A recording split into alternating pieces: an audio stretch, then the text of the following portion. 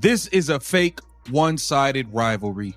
We got Angel Reese taking more shots at Caitlin Clark unnecessarily. You in Indiana having a great time partying. We see all the clips. Why can't you just do your thing?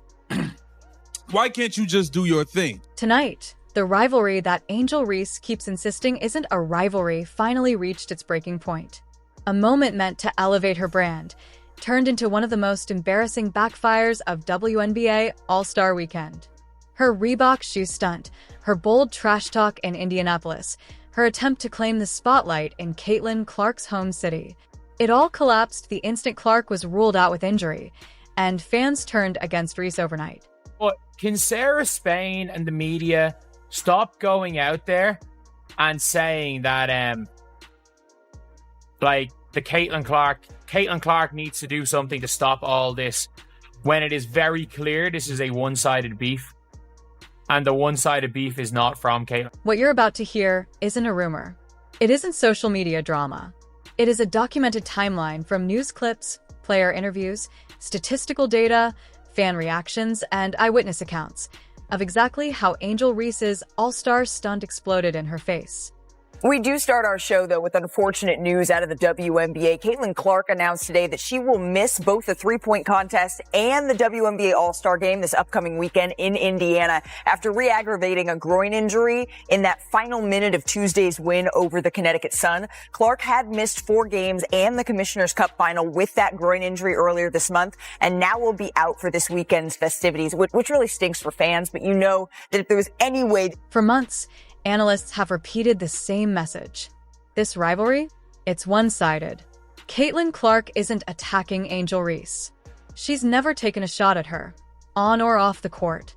Story we have been following throughout the past 2 days surrounds the superstar herself, Caitlin Clark, the WNBA star, the Indiana Fever star, Caitlin Clark. She's going to miss all the action on the court. All-Star Weekend in Indianapolis was supposed to be historic. Sold-out crowds, record viewership, and most importantly, the showdown everyone waited for. Caitlin Clark gets hurt, and guess what? Your demand vanishes because people ain't going to pay up to see these athletes that are ungrateful that their sport's growing. People aren't paying up for that. And we are here, right here. The tickets for this game, for this All-Star game, they've dropped by 50%. Without Clark, the magic was gone. Interest plummeted. Sponsors panicked.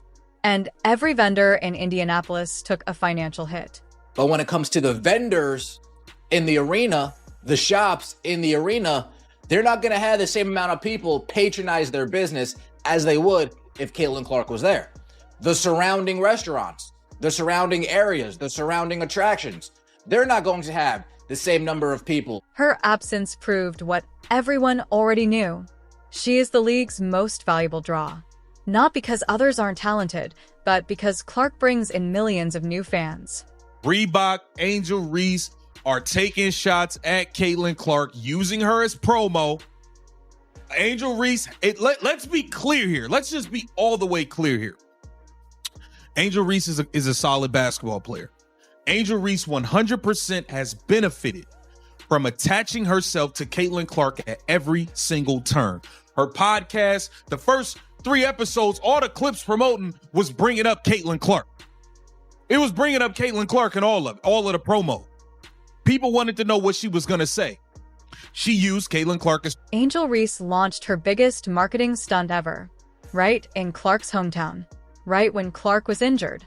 Right when excitement was collapsing. Angel Reese, I'm in your city. Walk in your trap, take over your trap. Post it on Instagram. There's about 15 fans there and Reebok put up a board. You would expect Reebok to put up a board. Let's never forget that when let's never forget the gigantic Caitlin Clark Nike billboard in Chicago. Let's never forget that. So if Reebok didn't put up a board for Angel Reese. She was essentially saying, I'm in your city. I'm taking over. I'm the star now. Is you continue to take shots at her, and then when them shots get fired back, nobody likes it. We don't have no videos of Caitlin Clark really taking shots at Angel Reese. Look at what Angel Reese and Reebok are doing for views.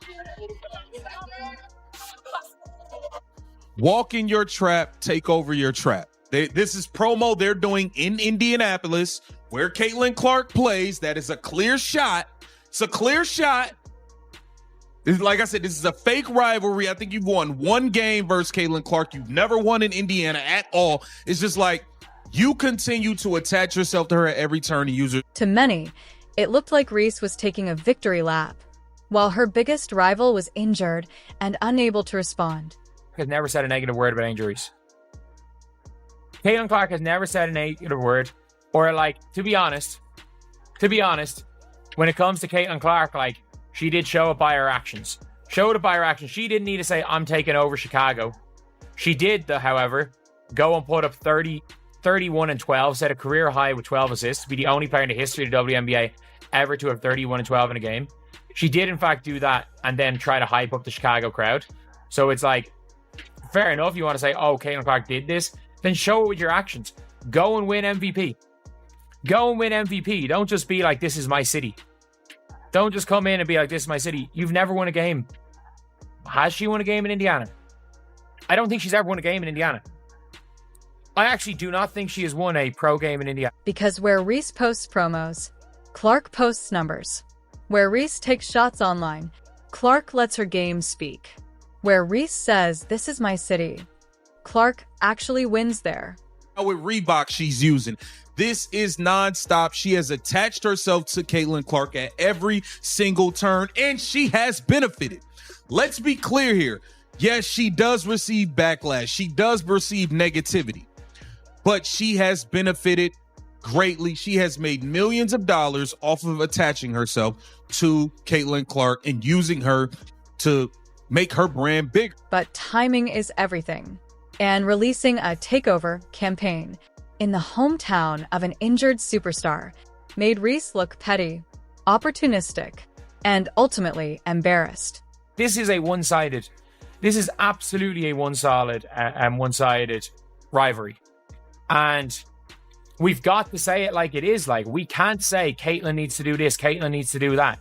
Let's be real. The only reason this is still a rivalry is because the other side of the rivalry won't stop it. And by the way, it is extremely beneficial for Angel Reese to be in this. The truth? Angel Reese is talented. She's competitive. She's marketable. But this stunt showed the world something she didn't want anyone to see. She cannot replace Caitlin Clark. Not in star power. Not in fan demand. Not in impact. Ticket prices. The demand fell off a cliff. And it's not just the on-court product that suffers without number 22, Caitlin Clark. The entire weekend's economic opportunities have felt the fallout. This was conveyed with a July 18th post from NBA Central that wrote, quote, the get-in price for the WNBA All-Star game in Indianapolis has dropped 48%. From $121 a ticket to $64 a ticket after the news broke that Caitlin Clark won't be playing. I mean, the tickets lost 50% of its value. These numbers are confirmed by TickPick's website, currently having the All-Star Game's get-in price at $64. And a July 16th article from Front Office Sports, which was posted before Clark announced she'd be sitting out, was $121. So, what do you think? Was Angel Reese strategic or disrespectful? Was this brilliant marketing or the biggest backfire of her career?